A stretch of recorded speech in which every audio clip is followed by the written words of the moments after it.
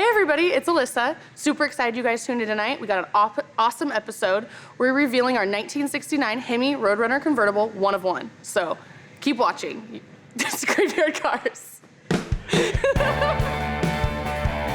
In 1968, Plymouth introduced the Road Runner. By 1969, it was their top-selling muscle car of all time, also garnering the Motor Trend Car of the Year award.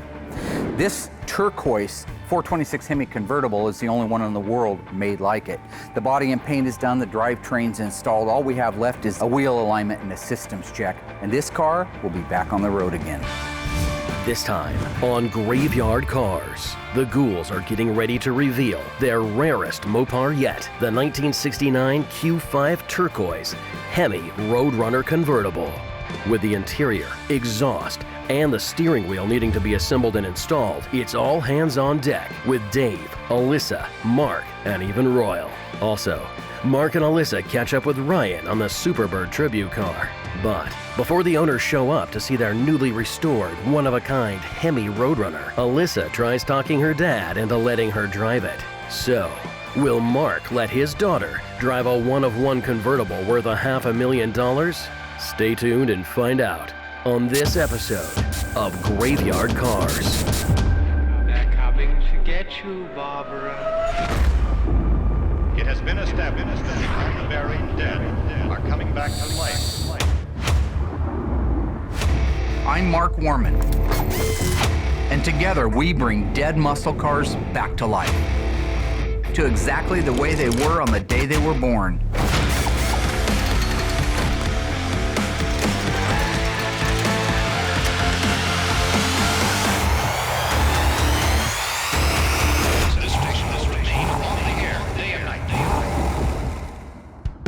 In case you were busy towing your friend's Camaro last week, here's what you've missed. Dave and Allysa installed the dash in everybody's fabled favorite, the 446-barrel Phantom Cuda. Mark dispatched a dutifully documented Dodge Demon to the Dipper. Then he and Royal took an off-road trip down memory lane. Allysa and Will surprised Mark for Father's Day with a perfect die-cast reproduction of his first Mopar, a 1970 Dodge Charger in FK5 burnt orange with a white vinyl top.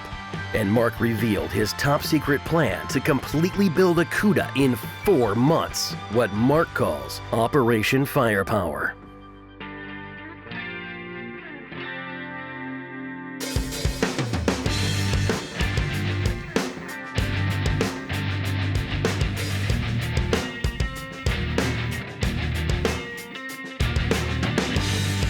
The trick is to kind of pre-fit your door panels to make sure you can get everything in there.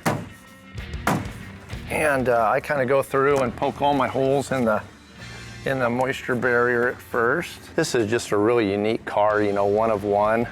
And I wouldn't blame the owner. I'd do it as close to original as I possibly could too. The Road Runner basically was just a go fast, you know, race car type of thing. You know, it was for the low budget, you know, guys that wanted to go out and, you know, have fun in their car. So the base model was just, you know, a 2-door hardtop, or you can get a 2-door post. So no frills, you know, just had some call outs, you know, and some stripes on them and stuff. They sold a ton of the 69 Road Runners. I mean, I forget the base price was like around $2,600, $2,800. Now that I got the driver's side door all buttoned up and finished, I'll go ahead and move over to the passenger side door and start getting the door panel and all the hardware on it as well. While Dave finishes up the Road Runner's doors, Mark and Allysa check in with Ryan in the body shop to gauge the progress of the Superbird tribute car and to look at some of the finer points of detail on the Superbird's headlights.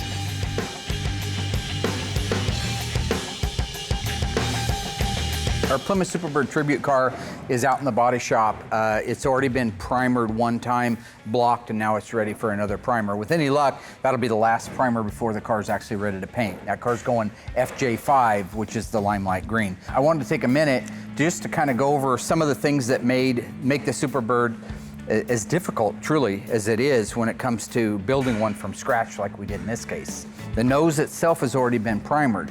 All of the pieces that make it up is something that I wanted to share with Allysa. This is the completed unit that you would buy if you were gonna buy like a used assembly with all the pieces in it. It's got the actuator on it, it's got the can itself, it's got the end plates, If you look, this is part of the end of the pivot. So it has this plate here with a nylon bushing in it. These are all really nice. If you were just restoring one of these cars, you would take this unit apart. Right, this is the original. Okay. You'd detail it, rebuild it, and together as a unit, you'd walk back here and you would basically install that. I mean, it's not perfectly up but I against see what you're saying. I'm saying that's one great big unit. What we get from Janek on the aftermarket, we can't buy that unit anymore. you would probably pay $2,500 for a headlight, maybe $3,500 just for this headlight bucket, if you could find it. So instead, we bought the kit from Janek. When we bought that kit, it had to be completely assembled. Ryan, if you've got a minute. These were templates, correct? Yes, it was just a blank sheet that gave you a diagram to cut these out Okay. to build these steel plates So it was a template to make it out of steel. to make it out of steel. So you can put the actuator on. Now what we have is we have this, simulated this. Yeah. And then since this here screws into sheet metal, it'll hold together. But we made a bonding strip. Because ours is fiberglass. We can't screw into fiberglass. We made this plate here, which I bonded in, so we have a stud plate for strength Beautiful. to hold it in place. And now you just put your nuts on there and you've got exactly the same amount of strength, if not more, than this one had. Correct. It's such a multitude of parts. It's not just an erector set that you're bolting together, but you do have to make modifications to it. This plate here is made out of fiberglass, which is a very nice piece. But we needed this mount here for the end of this actuator To clip onto. which to drag pushes that it door up up. and down. Okay. Also, this metal plate here holds the springs that adjust the headlights.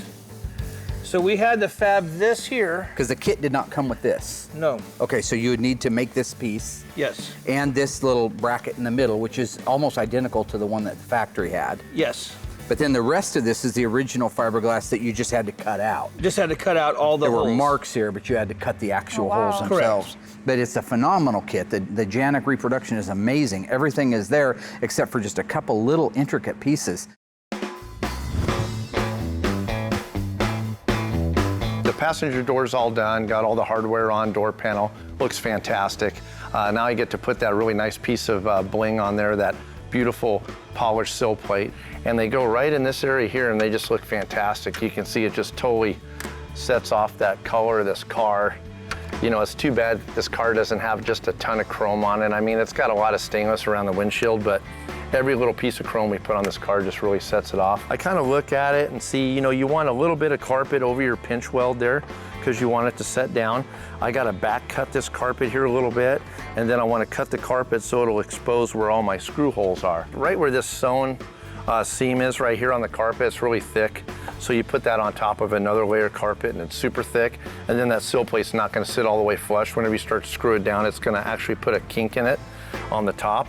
So I kind of put a little relief cut in there and take a little bit of that out.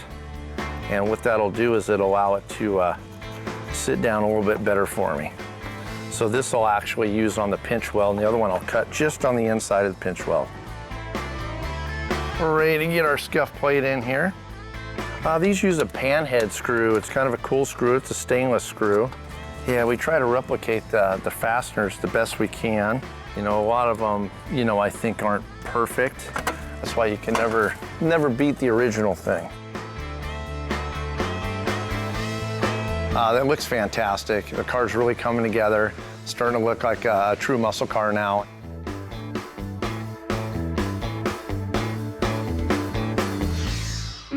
Where'd you get the original headlights? Those are out of one of our customer cars that we're doing right now, which is Okay. great that we have some original examples to go by. But we're not gonna actually use these on a No, vehicle? these go back to his car. They'll get restored and put back when we do his car. Oh, okay. But they were already out and they were already on the shelf, so I'm using them as a template, which is great because Yeah. there's a lot of pieces that make this crazy thing up. The amount of work that Ryan put in to fabricate is where I would get lost at. I mean, it's a lot easier to sit there with the original one and be able to put it together because you do have that to reference, which is a You huge can kind amount of of see help. how it came apart and it goes right back together. Exactly. This stuff was all sort of new. So this is all bolted together like this in the car, and see, then it pivots. And Just like the factory one does. this piece here, which I have the kit headlight doors. So that's a Okay. duplicate of what we've got So there. this is a duplicate, and it will pivot. And then he's going to be able to close that door Close like down. that. That's awesome. And that ends him up with what we have Essentially here. there. Yeah. There's such a learning process, like with any of this stuff, and no two cars are the same, so expect the unexpected. Ryan, would you say this is the most complicated part of making a Road Runner into a Superbird? It's one of them. It's been a good journey. It's a learning experience. It's a puzzle. Yeah. This is probably the biggest puzzle. Like the wing, it goes on kind of, it's basically a big part. Yes. The nose cone, we kind of get it. The This hood is modification, but this is pretty the biggest part big. to have to make function and withstand usage.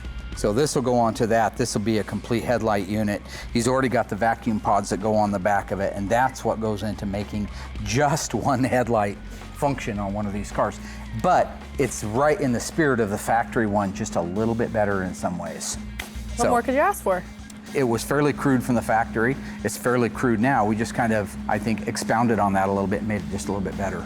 I think we probably put more thought process into restoring the cars than they did probably originally on some of these smaller things, Oh, it like has the to. headlights. Sure, yeah, absolutely. So basically, you've got this thing apart right now so that Will can do the primering on all the pieces. Correct. Get them painted, get the nose back together again, and then the nose goes on as one unit. Is that correct? Yes. Perfect. Yes. I might feel more comfortable about building one in the future than I was when this project started. All right. So that's where we're at on that. Got it? Simple. Yeah. Clear as mud. Okay. All right. Good job. So with all the pieces done, Will needs to do his primer work on them. Once the primer work's done, he can paint them. Meanwhile, the car will get its final block. It can come in here, get torn apart, and we'll start painting some FJ5.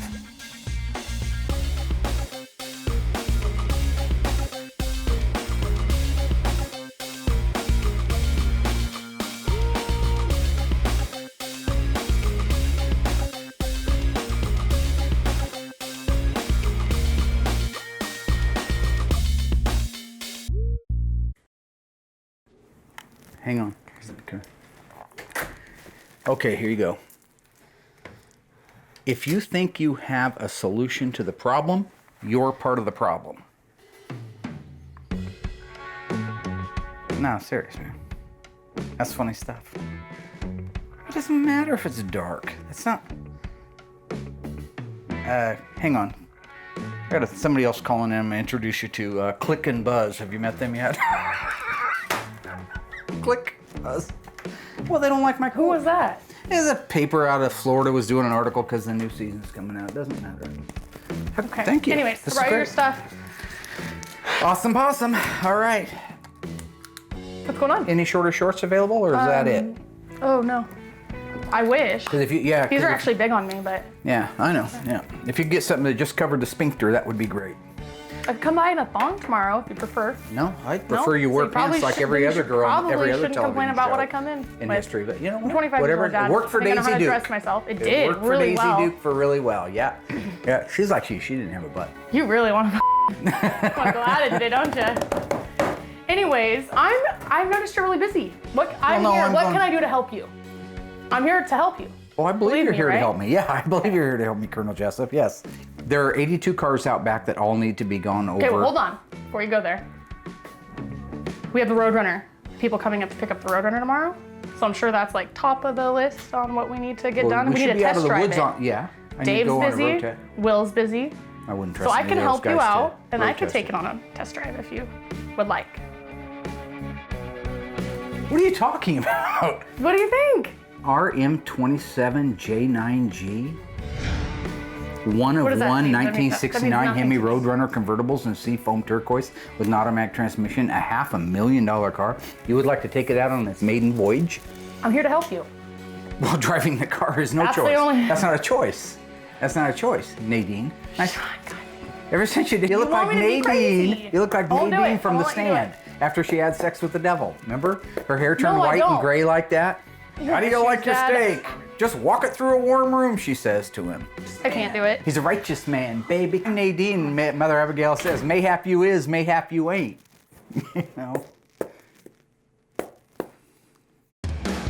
Dave brought me over. He's got the system now, the exhaust system from Accurate Exhaust for our 69 Hemi Road Runner. This is a replica of the original exhaust. Originally, they were mild steel. This system is mild steel. The owner of this car doesn't want any fancy schmancy late model weird stuff. He wants it to look, function, and appear as it did in 1969. Yeah, the Accurate Exhaust does a great job, with these systems. All their welds and everything's spot on. All the bends are spot on. All right, yeah. So first thing we're gonna do is always build the exhaust from the front back. Yeah. So we're gonna put the H-pipe on. And these are always tricky because of the torsion bars, am I right? Yeah, they're tough ones, so I'll kind of help you support the back here. You kind of tell me up, down, I'm gonna move that bottom bolt out a little. There we go. Okay. Boy, my chubby little hands hardly fit in here, you know it?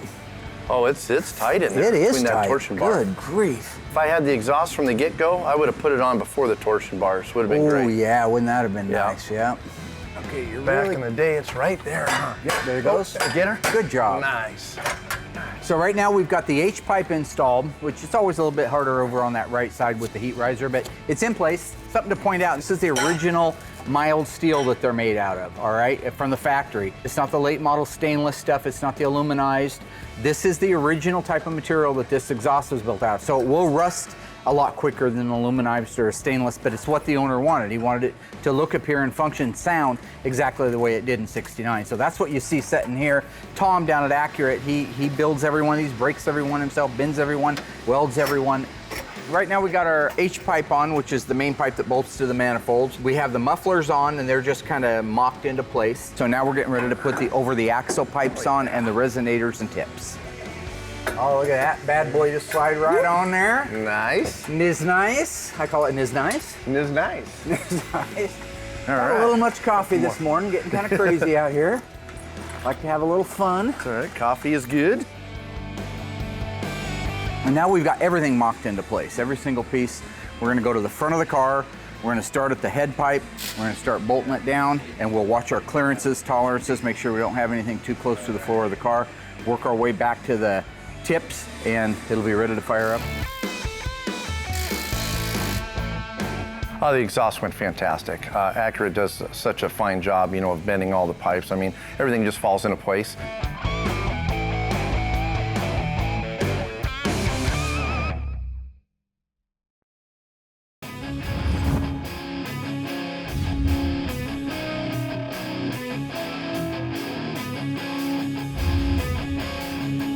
So it looks like you got everything all detailed out. Looks great. Thank you. So where do we start though? There's quite a lot going on. I know, there's so much going on in this thing, but I always Okay. start with the tube. This is what we're gonna start with. This is like the outer shell of the column. But I start with that. It's easy to build it on this because then you can slide things into it and out of it. But this here is the main shaft. This is where your steering wheel goes. Is the outer tube. And this one goes inside of there like that, down like that. Does it matter what end? Can you tell? Yeah, it's definitely got to go this way.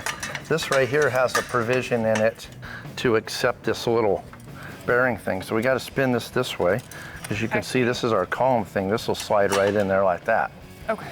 So now we got like our lower part done. We won't worry about doing the coupler and all that until we're complete. Now we're going to move to the actual column.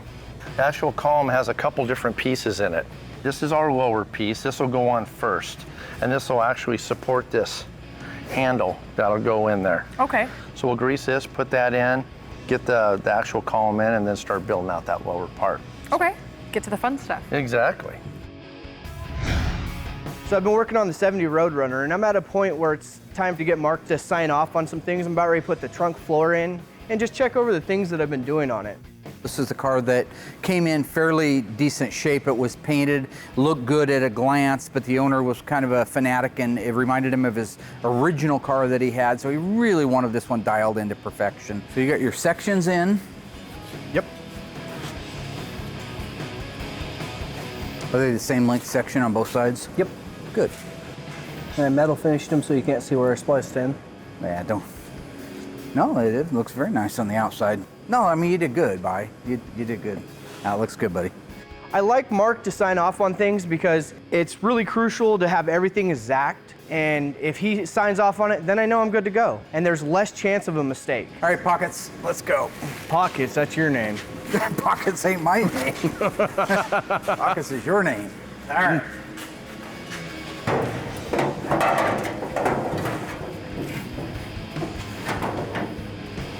All right, so yeah, we got our bottom of our column in there. And as you can see, whenever this, shifts, that's like your gear selector. And then this is hooked on to the transmission? Exactly, yep. Then we just got to keep building out our little column.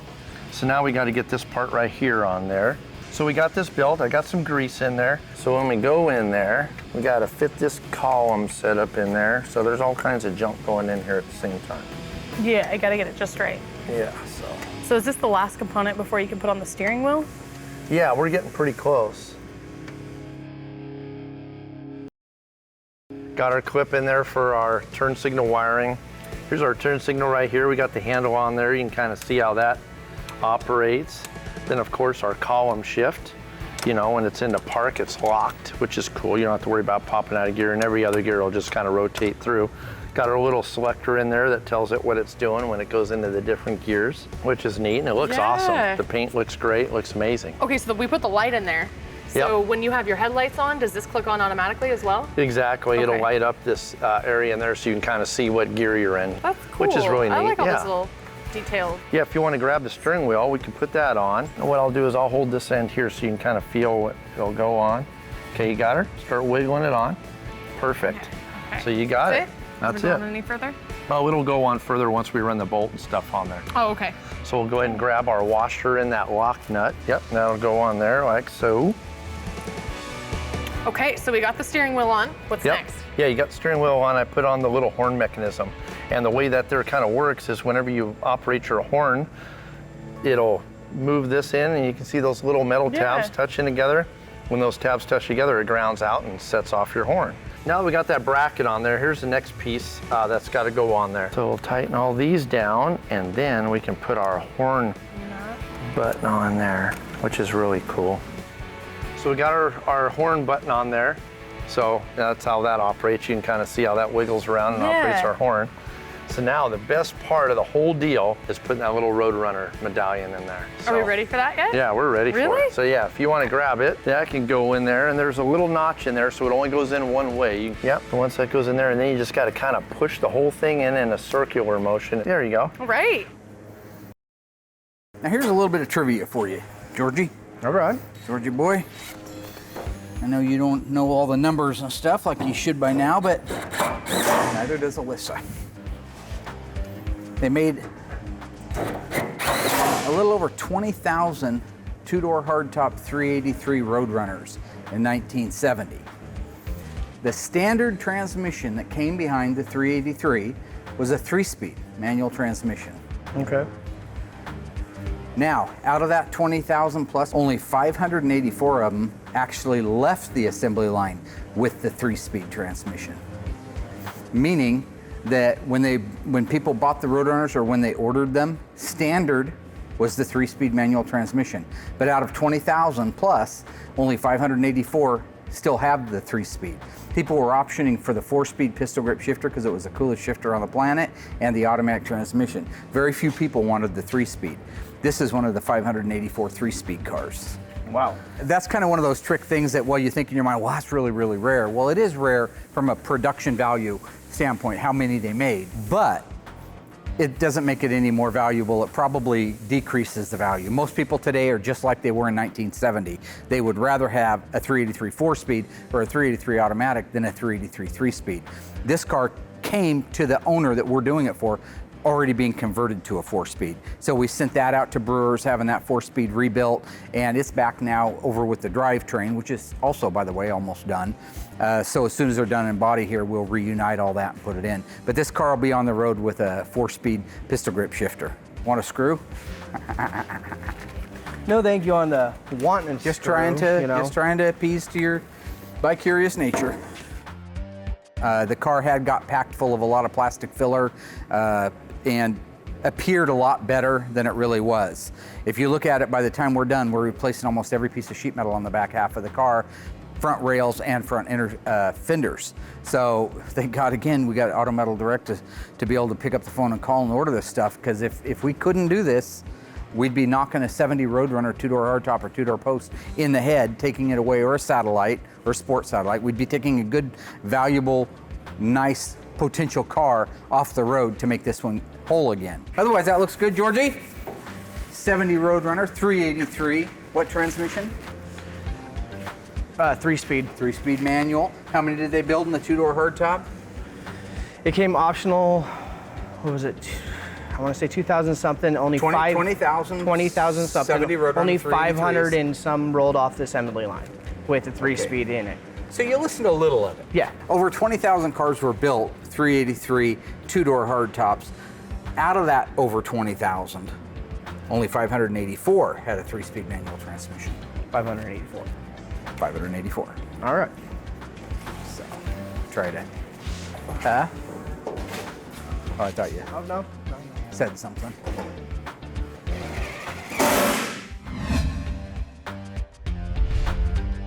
What I'm doing today is I brought out a couple of challengers here in the graveyard that, interestingly enough, a lot of the times I'll get emails from people questioning, you know, what's the difference between a 70 and a 71 Challenger. Now, most Mopar, diehard Mopar guys do know that answer, but a lot of folks don't know the answers. They'll send pictures, check out my dad's old 71 Challenger, when in fact it was a 1970 Challenger. So I thought it'd be kind of cool, since we happen to have two of them that are really, really similar cars, but showing the obvious difference between the 70 and 71. I thought it'd be a great time to just come out here and go over it. 1970, good looking car. This is a purple car, it's black interior. This one is an RT. Our 71 is also an RT. In 1970, they made 53,000 and some change. I don't remember, 53,300 total Challengers. Over in 71, they made less than half of that. They only made 23,000 and some change. So the real question is, why did they make so few of the 71 versus the 70? Take a look at the front of these cars.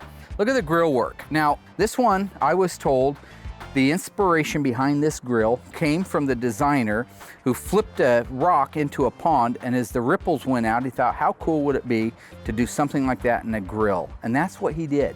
You see these step-ups as it goes back into the actual grille opening itself, and this tunnel type shape to it. This is a new style and a new look, and that ripple effect look going into it, again, was just state of the art. That was absolutely groundbreaking, coming off of, again, the 60s, where everything was kind of a flush mount, ugly in your face grille. And then you get into this kind of a hard to explain look. Now, today's Dodges, they sport the crosshair. That's their famous look, is if you look at the grille, it looks like the crosshairs of a rifle. This looks like an early version of it that just needed one of them going up and down like that, and you would have had that crosshair look. It got away from the recess, it brought it back out again. Again, the grille's black, which it should be on an RT. You look at the two bumpers, they're the same.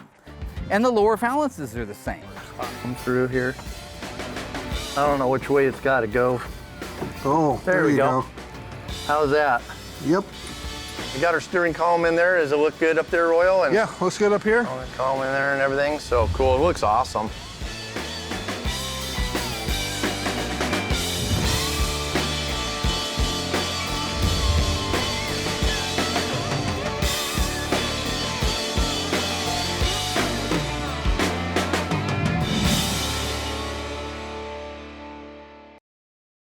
So when it comes to the interiors of the 70 and the 71, literally, there's not much difference between them. The instrumentation is the same, which is that cool cockpit style, 150 mile an hour speedometer, 8,000 RPM tach, all four of your functional gauges, and a clock over on the right-hand side. Same steering wheel used in 70 and 71. There were optional wheels, but the basic standard wheel was the same. One note is if you had a 72 on up, they dropped the RPM from 8,000 tach down to a 7,000 RPM tach. The rest of the interior, like I say, for the most part, other than seat patterns, are slightly different in 71. The seat backs are different in 1971 versus 1970. This is what you call the two-piece seat back. It uses a long button on the side, a piece of pot metal type of outer hinge cover, then the one-piece clamshell back, where the 71 is all one piece with just a button to push it. Door panels are the same, the rest are the same, floors are the same, headliners the same, visors are the same, rear view mirrors even the same. So not a lot to report. This car is kind of cool. It's optioned with the 6-way seat, but I do believe the 6-way seat was also available in 71, optional on the car. This one over here doesn't have that. Okay, so over here on our 71, it's the same basic interior as I said our 70 has. We got our real cool cockpit style instrumentation, 150 speedometer, 8 grand tach, full gauges, have our clock over there. The switch panel's the same. Basically everything is the same. The dash pad changed in 71 and uses the Challenger replaceable with Barracuda, because it's the same applique over there. So 70, a Challenger has its own dash pad. 70, a Barracuda has its own dash pad. But in 71, because they were basically shaped the same, they decided to streamline things and just make that little label over there replaceable, whether it would be for a Barracuda or a Challenger. You know, there may be a multitude of reasons why the 70 outsold the 71. I tend to think, it's my opinion, it was the introductory year, and that's a big year. That's as with anything. A lot of people ran down, 53,300 and some people went down and bought that car in some version, be it a convertible, be it an RT, be it a TA, be it a Deputy, be it just a standard car, RT SC with the formal back roof. But 53,000 people in the market bought that car. The next year, just less than 12 months later, this one comes out. Not quite as sexy. They don't add anything. They're taking away some stuff for 1971, like the 375 horsepower 440 Magnum. So all things being equal, that's my opinion as to why they only made half of them. It could just be the fact that the muscle car was declining. It was declining hard and fast. The insurance rates were out of sight. Gas had doubled or tripled with the embargo.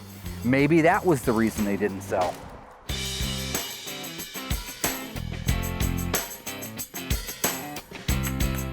Dude, Okay. Where have you been? Dude's been walking out here. Dude has a lot more responsibility than you can imagine.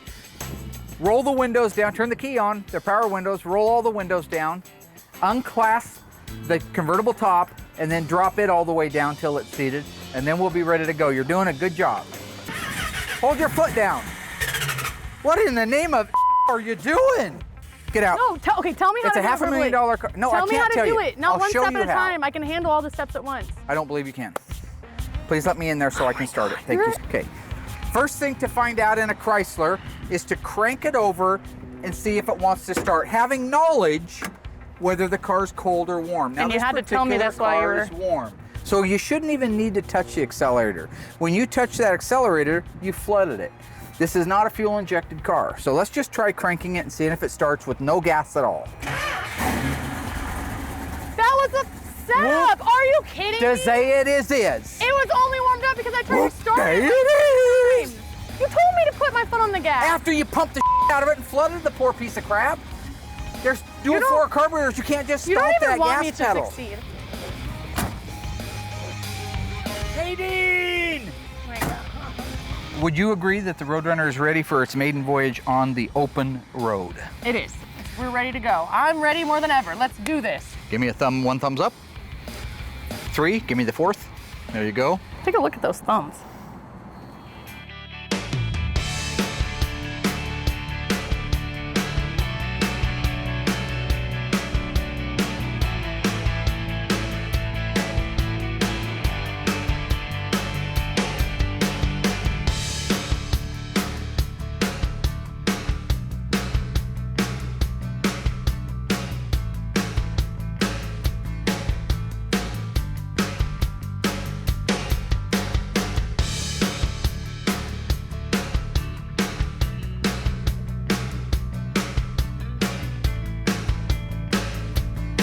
Phenomenal car. I mean, what a driver. And you haven't got a chance to be out in these things, but some of the cars that I've driven on the initial run don't work out so well because they're cars. There's 1,000 pieces that can go wrong.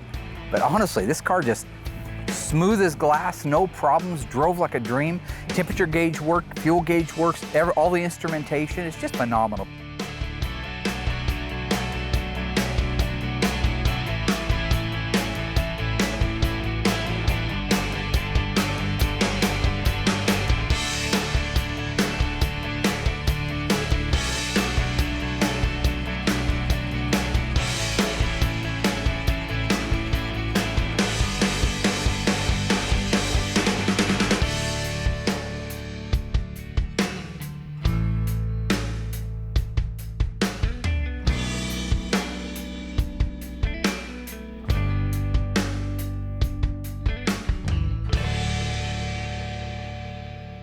Another one bites the dust.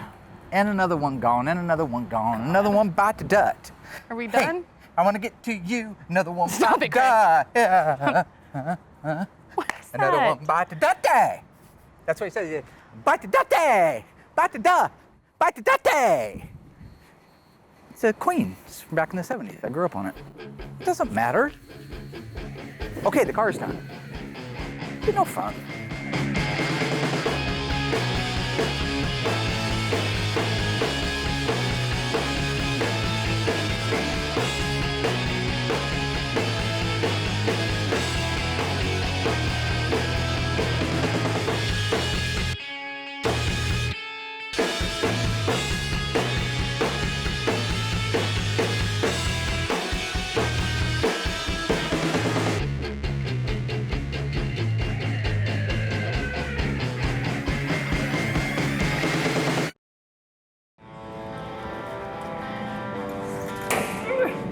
Hey, What's happening? the owners for the Road Runner are here. So we're getting ready to do the reveal. Do you want to help me grab the guys out here and I'll run and grab the guys up front? I'll get them ready for you. So I'll meet you guys up front. All right, I'll be up there in Sounds 5 good. minutes. 4. Four? 3. Okay, I'm Sounds going good. now. Hey Dave, Hey, what's up? getting ready to do the reveal for the Road Runner.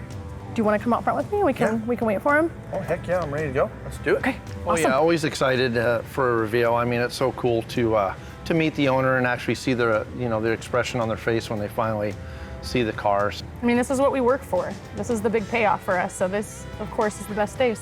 I helped out with the air grabber and some of the interior, as well as putting on the decals. So I'm really gonna miss this car. This was one of my favorites. I think I've said that about all of the ones I've helped on because you kind of grow fond of it once you spend enough time. But this one's definitely my favorite. It's convertible. It's a beautiful turquoise color with the red accents. Has the Road Runner on it. I mean, I just love it. It's gonna be hard to see it, but it's also gonna be really cool to see the reaction of Daryl. Hi guys. Hi, how you doing? Hey, how's it going? Well, how Good, are how are you? you? Pretty Name's good. Allysa. I'm Daryl Smith, and my 69 Hemi Road Runner convertible is just finished restoration, and I'm coming to pick it up. Nice to meet How you doing, Daryl? Hey, how are you? Good to see ya. So it was awesome to bring all the guys from the paint and body shop out front on this reveal because they're really the guys that do a lot of the work, so it kind of helps keep them going group effort. when they get a thank you. That goes a long ways. He was never a big fan of No INT. He was never a big fan of the whole crew coming out for reveals. I'm Did a you see huge the old crew?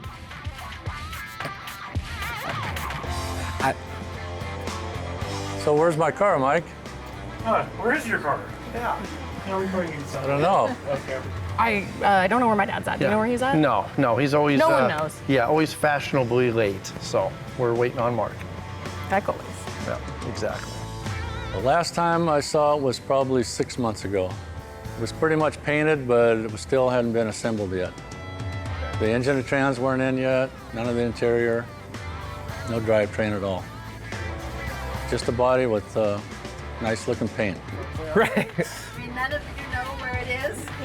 They just told us to come out front for the reveal. Oh, I hear it. Oh, you can hear it now. Oh, look at that. There it is. Look at that thing. Yeah, the car comes down the road. Sounds amazing. I mean, you can see Daryl start to perk up when he hears it coming. I mean, nothing like the sound of a Hemi through that dual exhaust, from Accurate. I mean, it sounds awesome. And wow, that's beautiful, huh? Amazing. Look at that. The color's amazing. Yeah, it is. It's just incredible. The color just lightens up tremendously, and it just looks awesome. Hey, get out of the car, my turn. Come on, man. I get to drive it once in a while. I did all the work on Dang. it. Look at this color. Is that a gorgeous This color? car or looks what? awesome out here, Hello, man. brother. Hey. Woo! How'd you like the sound of The that? sun. Yeah, I heard that. Hello, darling. How are you? I'm doing good. By the way, I didn't approve that. What you just did. I never went over 2,000 RPM, and our original contract said that. So, Hey, Big that is Daryl, beautiful. car, 69 Hemi Road Runner convertible. Beautiful. What'd you do cam-wise on that? Because I guess I'm not familiar with that. It's You a had- stock 70 hydraulic cam for a hydraulic Hemi, for a normal Hemi. for him, yeah. It's got such a nice bump to it, and it's so perfect. responsive. Yeah. And hopefully I never have to take the valve covers off to adjust the valves. I hope you never have to do that. They're not easy. They're not easy. It's not easy to even get them off, let alone once they're off. This car is awesome. It really is pretty. It's a nice color. A no excuse car. It's amazing to me how something like this has survived so long. And I will say, in fairness to the car, I've driven the car. Yeah, I was going to check the rear tires to see the wear on There's them. still plenty of tire. Okay. It's the second set. Yeah, that's what I thought. What are you doing? Huh? Judas? No, we didn't Had a smoke the feeling. first set of tires off. But it just drives so nice. And I attribute it to the guys that did a great job on the car, but also the fact that I think it started life as a good car. It was taken care of since about 76 on. Yeah. I'm going to ask you, because I know you know your numbers probably as good as I do, especially on cars like this. How many did they make total Hemi automatics? 6. 6 total US Hemi automatics. production. U.S. production. Yeah. None of them went to Canada. Were the 4 speeds the Canadians? There was 3 Canadian cars, but there was only 10 U.S. production cars. And of those, how many are painted Q5 Seafoam Turquoise? That one right there. Only car in the world, Only folks. one, yeah. Only car in the world.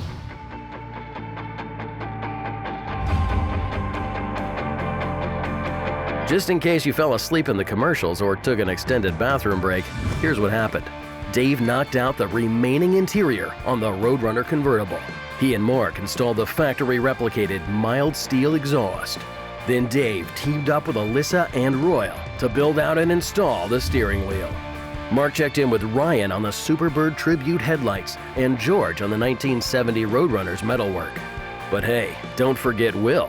He touched up the paint and buffed the Hemi Road Runner. Plus, he told all the body shop guys to meet him out front. That may not seem like a lot, but, well, okay. Maybe he had a busy week. Finally, Daryl Smith showed up to see his newly restored, one-of-a-kind 1969 Hemi Road Runner convertible in the very rare Q5 turquoise. But the big question is, will Allysa get to drive it? Come on, it's a $500,000 car. What do you think?